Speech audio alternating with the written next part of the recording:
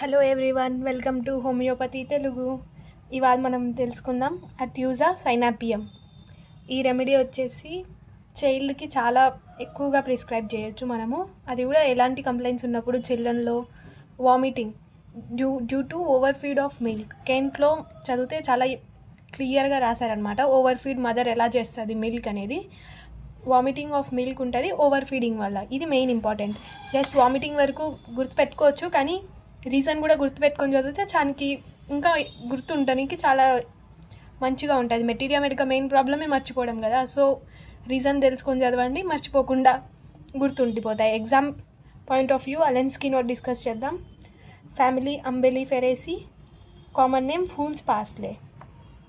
Constitution especially for children during dentition in hot summer weather. Children who cannot bear milk. Cannot bear milk అంటే వాళ్ళు పాల నుంచి allergic అనమాట. పాలు తాగినాక వాళ్ళు డైజెస్ట్ చేసుకోలేరు, వామిటింగ్ రూపంలో అలా వాళ్ళు పాలని బయటికే వచ్చేస్తారనమాట. లాక్టోస్ ఇంటాలరెన్స్ అంటాము. మెయిన్గా వచ్చేసి ఈ రెమెడీ సూట్ అయ్యేది చిల్డ్రన్కి. చిన్నపిల్లల్లో ఎవరికైతే డెంటిషన్ కంప్లైంట్ ఉంటుందో, అది కూడా హాట్ సమ్మర్ వెదర్. ఈ కెమోమిలా సినా ఎత్యూజా బేబీస్ చాలా ఇంపార్టెంట్. డెంటిషన్ ప్రాబ్లం వచ్చేసి కెమోమిలాలో కూడా ఉంది, ఎత్యూజాలో కూడా ఉంది. సో కంపేర్ చేసుకుంటూ చదవండి. నెక్స్ట్ ఇప్పుడు చూద్దాం mental generals. Idiocy in children, incapacity to think, confused. Idiocy అంటే వాళ్ళు సరిగ్గా ఆలోచించలేరు, థింకింగ్ ప్యాటర్న్ అనేది చాలా డిస్టర్బ్గా ఉంటుంది. Incapacity to think. కన్ఫ్యూజ్డ్ అంటే వాళ్ళు ఒక డెసిషన్ తీసుకోనికి క్లారిటీ ఉండదు, ఇది చేయాలా అది చేయాలా అనేది. ఇడియట్ అంటే వాళ్ళకి తెలియదు, వాళ్ళు చిల్డ్రన్ అనే డెసిషన్ తీసుకోలేరు, అలాంటి వాళ్ళని అంటాము ఈడియోసీ అని. Incapacity off to think. Incapacity to think అంటే ఏదైనా ఆలోచించాలి, ఈ పని ఎలా చేయాలి అనే కెపాసిటీ కూడా, థింక్ చేసే కెపాసిటీ కూడా లేదనమాట. Mental general. ఫిజికల్ జనరల్ చూసుకుంటే great weakness. Children cannot stand, unable to hold up the head, prostration with sleepiness after vomiting, after stool, after spasm. Great weakness ఇది చాలా ఇంపార్టెంట్ రెమెడీ. వీళ్ళు vomiting చేసుకుంటారు, తర్వాత వీళ్ళకి వచ్చే వీక్నెస్ వల్ల వీళ్ళు త్వరగా డ్రౌజీ ఫీల్ అవుతారు, త్వరగా నిద్రపోతారు. వామిటింగ్ తర్వాత ఇలాంటి కాన్స్టిట్యూషన్ అనేది ఉంటుంది, త్వరగా నిద్రపోతారు. First great weakness, children cannot stand. మనం కొంతమంది పిల్లల్ని చూస్తూ ఉంటాం, మనం అంటాం నడుములే లేవా అని. వాళ్ళు నించోలేరు అనమాట, కూర్చున్నా స్ట్రైట్గా కూర్చోలేరు, అలాంటి టైప్ అనమాట. Cannot stand. Unable to hold up the head సొట్టమెడ అంటాం కదా, అలాంటి టైప్ అనమాట. చక్కగా చూడలేరు అనమాట. ఇదాంటి ఎక్కువ మనం సెరిబ్రల్ పాలసీ చిల్డ్రన్లో చూడొచ్చు. వాళ్ళు వ్యాక్యూమ్ డెలివరీ టైంలో ఇంజురీ అవుతుంది నెక్ దగ్గర. సో వాళ్ళ హెడ్ అనేది హోల్డ్ చేయలేరు వాళ్ళు స్ట్రైట్గా. దాన్ని టార్టికోలీస్ అంటాం మనము. అది కంజెనేటల్ కూడా ఉంటుంది, తర్వాత కూడా ఉంటుంది. సొట్టమెడ అంటాము. ప్రోస్ట్రేషన్ విత్ స్లీపీనెస్, నేను అదే చెప్పా. ఈ గైడెన్స్ సిమ్టమ్స్లో చూసుకుంటే వస్తుంది ప్రోస్ట్రేషన్ విత్ స్లీపీనెస్. ప్రోస్ట్రేషన్ అంటే వీక్నెస్, తర్వాత sleepiness, followed by sleepiness, after vomiting, after stool, after spasm. ఏ పని చేసిన తర్వాత అయినా త్వరగా అలసిపోతారనమాట. ఇలాంటి కాన్స్టిట్యూషన్ ఎలా ఉంటుంది అంటే వీళ్ళు కొంచెం చిన్న పని చేసినా త్వరగా నిద్రపోతారు, అలా అనమాట. మనం జనరల్గా ఫీల్ అవుతూ ఉంటాము, ఒకరోజు చాలా పని చేస్తే చాలా మంచి నిద్ర వస్తుంది. అలా ఈ పర్సన్కి వీళ్ళు చేసే పని కంపారిజన్తో వీళ్ళ నిద్ర ఈజీగా వచ్చేస్తుంది అనమాట పని చేసిన తర్వాత. అలా వామిటింగ్ తర్వాత, స్టూల్ తర్వాత, స్పాజమ్ తర్వాత. స్పాజమ్ అంటే పెయిన్, అది ఒక టైంలో వస్తుంది, ఎక్కువ వద్ది, మళ్ళీ తగ్గిపోద్ది. కంప్లీట్ అబ్సెన్స్ ఆఫ్ థర్స్ట్ అనేది ఉండదు ఈ పేషెంట్కి. Similar to Pulsatilla Apis.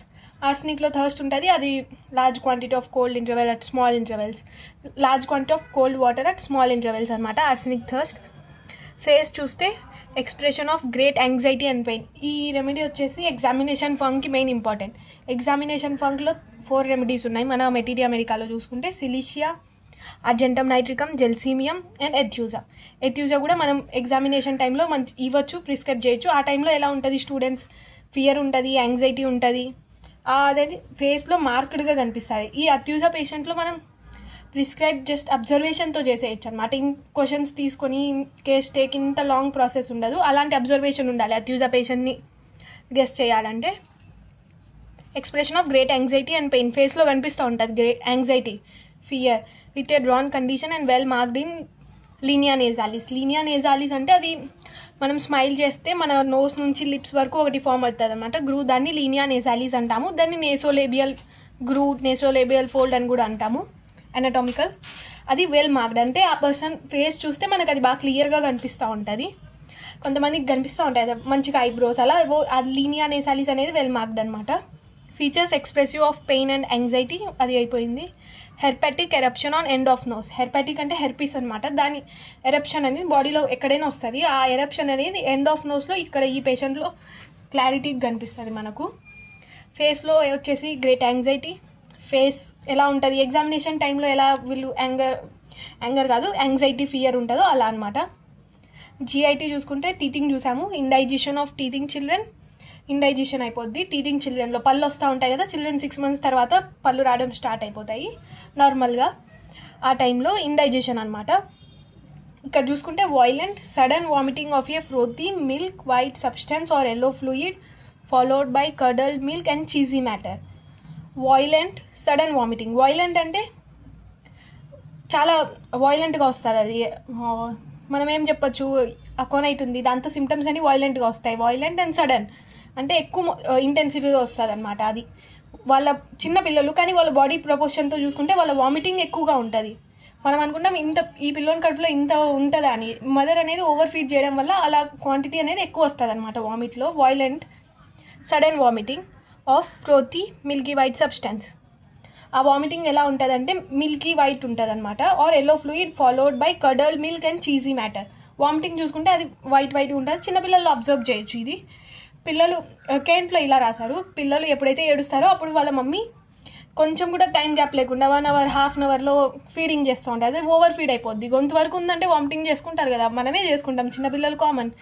So అలా ఆ మిల్క్ అనేది వామిటింగ్ ఎలాంటి ఫామ్లో ఉంటుంది, curdle milk and cheesy matter, curd ఎలా ఉంటుందో అలాంటి ఫామ్లో ఉంటుంది అనమాట vomiting. Regurgitation of food and hour so after eating copious greenish vomiting. Regurgitation అంటే వామిటింగే అనమాట. ఫుడ్ కూడా ఇక్కడ ప్రాబ్లం వచ్చేసి స్టమక్లో ఉంది. అది వచ్చేసి రిలేషన్ దానికి బ్రెయిన్ నుంచి స్టార్ట్ అవుద్ది. స్టమక్లో ఎందుకు ప్రాబ్లం అనేది ఏది కానీ మిల్క్ కానీ ఫుడ్ కానీ ఏది అబ్జర్వ్ కావట్లేదు, అన్నీ బయటికి వస్తాయి వామిటింగ్ రూపంలో, యా స్టూల్ రూపంలో వచ్చేస్తుంది. రిగర్గిటేషన్ అయిపోయింది. Food copious greenish vomiting. Greenish colour అది లివర్కి మనం రిలేట్ చేసుకోవచ్చు, బైల్ పిగ్మెంట్ కలర్ వల్ల ఉంటుంది. Intolerance of milk, cannot bear milk in any form. ఇలాంటి వాళ్ళని మనం చూడొచ్చు. జనరల్గా ఇండియాలో తక్కువే అంటారు కానీ ఫారెన్ కంట్రీస్లో ఈ మిల్క్ ఇంటాలరెన్స్ అనేది చాలా ఎక్కువగా ఉంటుంది. Cannot bear milk in any form. వాళ్ళకి మిల్క్ కానీ డైరీ ప్రోడక్ట్స్ కర్డ్ కానీ ఏది తీసుకోలేరు, వామిటింగ్ అయిపోద్ది వాళ్ళ బాడీ నుంచి. It is vomited in large curd as soon as taken. Then weakness cause drowsiness. వీళ్ళు వామిటింగ్ చేసుకున్నాక వీక్నెస్ ఫీల్ ఉంటుంది, తర్వాత డ్రౌజీనెస్ ఫీల్ అవుతారు. జనరల్గా వామిటింగ్ చేసుకున్నాక మనకు ఆ బిటర్ టేస్ట్ ఉంటుంది, అప్పుడు మనం నీళ్ళు కూడా తాగాలనిపించదు. సో ఇట్లా చూసుకుంటే పేషెంట్ అనేది థర్స్ట్లెస్, అలా గుర్తుపెట్టుకోండి. ఎలా మనం రిమెంబర్ చేస్తాము మెటీరియా మెడికా సిమ్టమ్స్ అనేవి ఇంపార్టెంట్ అనమాట. నెక్స్ట్ నర్వస్ సిస్టమ్ చూసుకుంటే బ్రెయిన్లో ఎఫెక్షన్ ఉందని. ఆ బ్రెయిన్ ఎఫెక్షన్ ఎలా సిమ్టమ్స్ ప్రొడ్యూస్ చేస్తుంది? Epileptic spasm. ఎపిలెప్టిక్ అంటే మూర్ఛ అంటాం కదా, మూర్ఛ వ్యాధి, ఫీట్స్ వస్తాయి అన్నమాట. ఫీట్స్ వచ్చినప్పుడు మనం జనరల్గా అబ్జర్వ్ చేస్తాము, మూతి సైడ్ నుంచి అది నుడుగా వస్తుంది, టంగ్ బైట్, ఫింగర్ క్లెన్స్ చేస్తాము, అంటే గట్టిగా పట్టుకుంటాము, అన్ని స్టిఫ్ అయిపోతాయి. Epileptic spasm with clenched thumb, red face, eyes turn downward, pupil fixed and dilated, foam at the mouth, jaws locked, pulse small, hard, quick.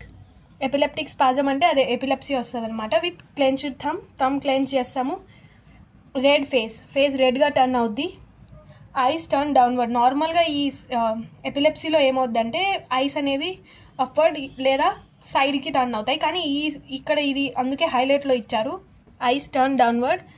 మనం జనరల్గా ఎపిలెప్సీ వచ్చినప్పుడు పేషెంట్ని చూస్తే మూడ్స్ వచ్చినప్పుడు చూడొచ్చు ఇవన్నీ. Pupils fixed and dilated. Pupils dilate అయి ఉంటాయి. ప్యూపిల్ అంటే ఐలో బ్లాక్ కలర్లో ఉంటుంది కదా, దాన్ని ఐరిస్ అంటాము. దాంట్లో చిన్నగా బ్లాక్ కలర్లో ఉంటుంది, అది ప్యూపిల్.